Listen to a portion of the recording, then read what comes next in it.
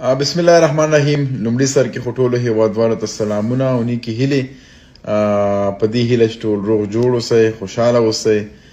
یو ځل بیا د سیم فاینل ته وتلو مبارکي ټولو هیوادوالو ته. غوښتل مې یو وړوکی میسج در سره شیر کړم. اول خو ټولو هیوادوالو نړۍ مننه چې خپل دعاګانو کې همیش یاد ساتلي وو. واقعا د لوبغاړو محنت هم و، خو ستاسو دعاګانې هم وې چې مونږ یې دغه ځای ته رارسولي وو. همیش مو مونږ ته د خپله دعاګانې کړي دي، دعا کې مو یاد ساتلي وو. او په دې هیله چې انشاءالله را روانه لوبه چې ده مهمه لوبه ده، سیم فاینل لوبه ده، په دې لوبه کې هم ټولو نه دا خواهش دی چې مونږ په خپلو دعاګانو کې یاد ساتي. او خدای نخواسته چا په زړه کې داسې څه خبره را نشي، یا سې چا نه تکبر ونشي، غرور ونشي.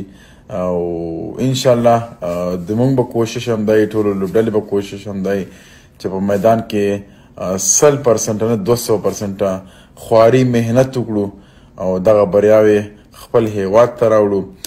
نو تاسو ټول نه دا هیله ده چې په هر منځ کې، هر مانځه کې خپل اتلان دعاګانو کې یاد ساتئ، نفلونه کړئ او ذکرونه کړئ دغه وخت کې، ځکه په دې وخت کې مونږ ډېر ضرورت لرو تاسو دعاګانو ته، ستاسو سپورټ ته.